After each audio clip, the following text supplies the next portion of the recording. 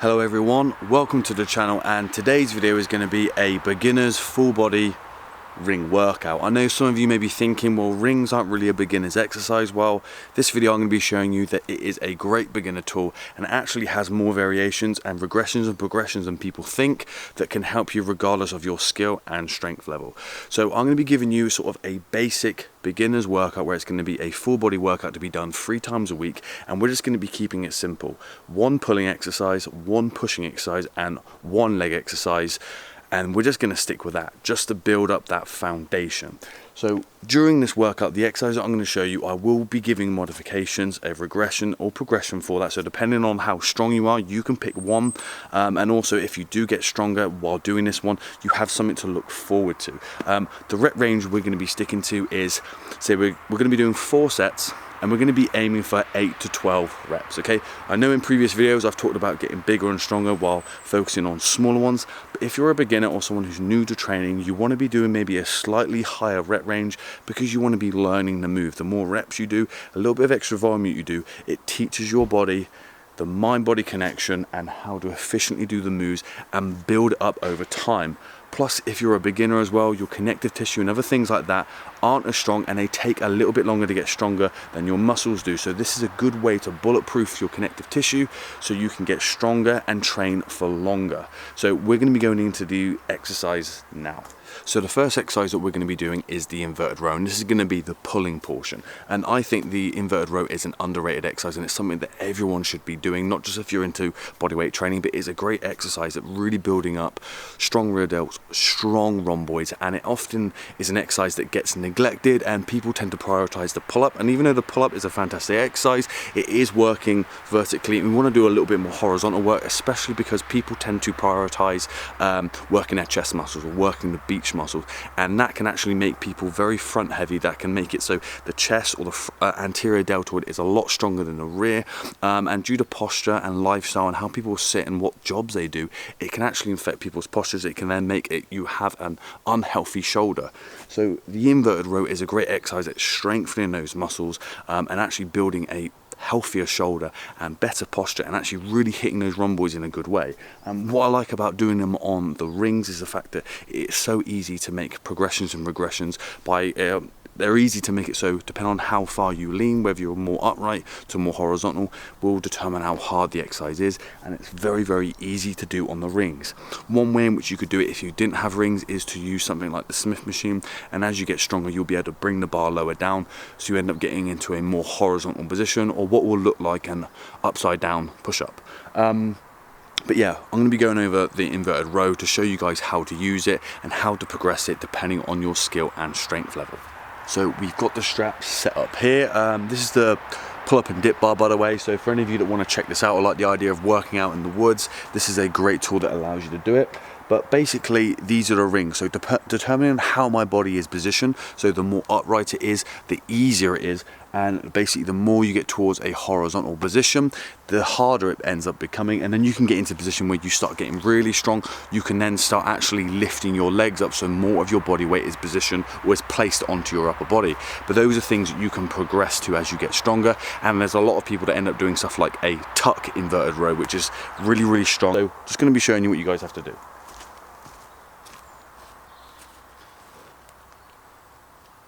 So as you can see in the video, I'm keeping sort of a very upright body position, and what this is doing, this is keeping a large proportion of my weight in my legs. So my upper body is actually having to move very, very little, and obviously once you get into a very upright position, you're basically not having to do anything with your arms, and it's when you start leaning back, you start taking on the tension.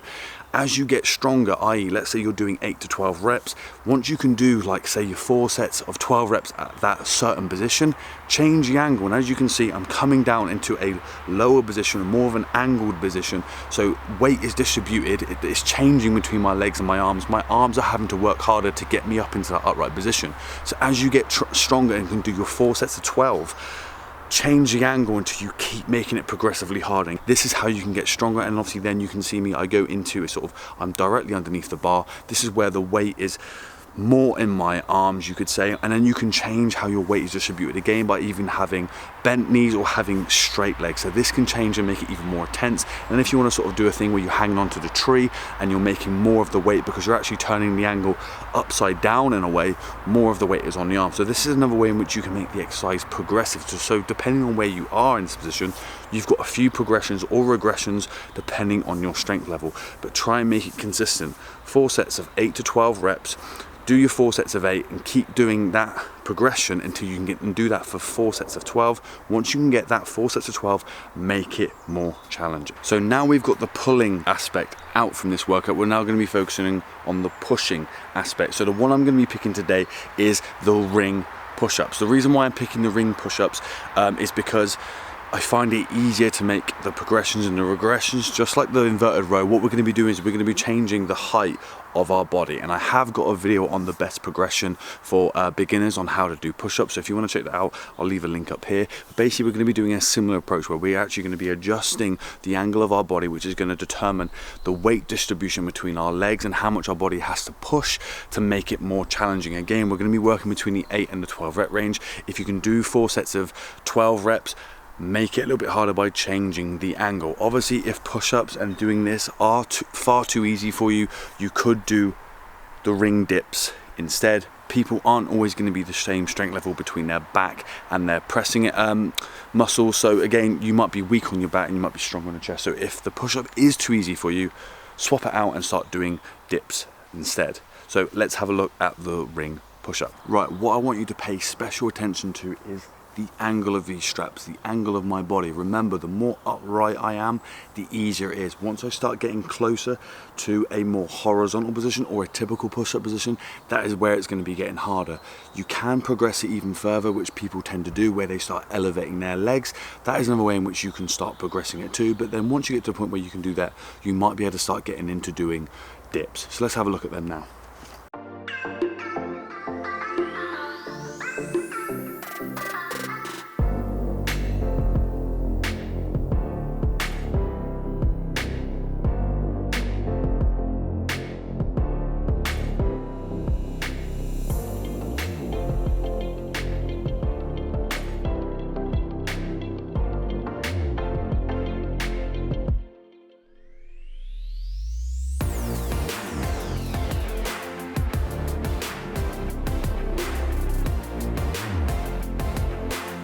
So the last portion of this exercise is going to be focusing on the legs, and I know a lot of people neglect their leg training once they get into bodyweight training, or they don't know how to train their legs when it comes to bodyweight training. So I'm going to be showing you a few progressions and regressions when it comes to exercise and how you can utilize the rings, because some of you are probably going to be thinking, how can you use rings to start training your legs? Well, the main way you're going to be training them is actually using it as a way to balance yourself. But a lot of people actually struggle to do some of the basic exercises like a typical bodyweight squat due to mobility issues, flexibility issues due to the way that we live, the fact that we sit so often.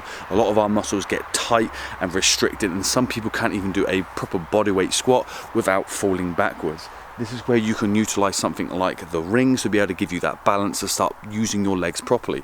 You can also start using them in a way to start progressing into more advanced exercises, i.e. working towards one-legged exercise, whether it's the split squat, whether it's the shrimp squat, or maybe even the pistol squat. So you can actually use these to help you progress in your leg training. So let's have a look at that now.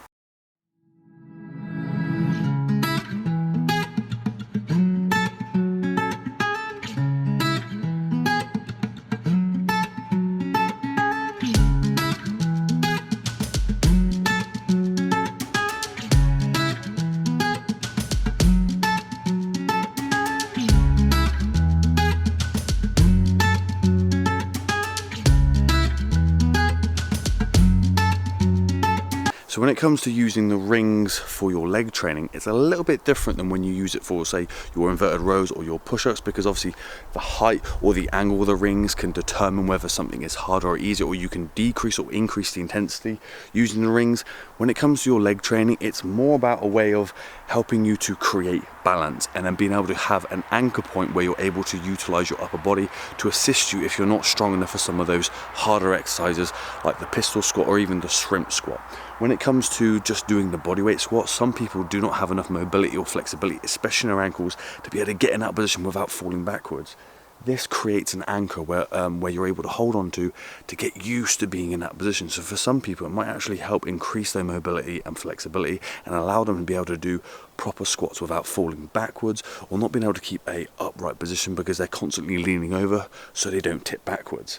The other thing is as well is if you want to progress your leg training, let's say you start doing a split squat or lunges and you want to do the harder variations like the pistol squat or say the shrimp squat, but you're not quite strong enough to do a proper one on your own or don't have the mobility to, you can use these as an anchor to give you that balance, or you can utilize the rings to be able to get your upper body to help you. So if you're not strong enough to do a full pistol squat on your own, you can do a pistol squat and start pulling with your arms to allow you to complete the reps until you get strong enough to do it unassisted. So you would use the rings more as a balance and an anchor support to allow you to utilize your upper body to help you get through to those harder exercises. So some people think it's a little bit of a weird thing to use for your leg training, but they are such a helpful thing when it comes to progressing to harder exercises or if you have mobility and flexibility issues. Remember, it's just a pushing exercise, a pulling exercise and a leg exercises.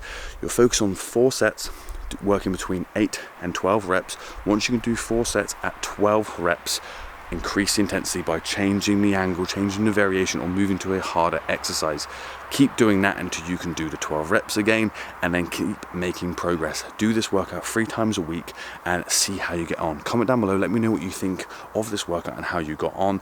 Give the video a thumbs up if you liked it. If you like bodyweight videos, anything to do with beginner tips, hints, workouts, anything to do with calisthenics or bodyweight training, make sure that you subscribe, hit that bell so you get notifications whenever I upload, and I will see you in the next video.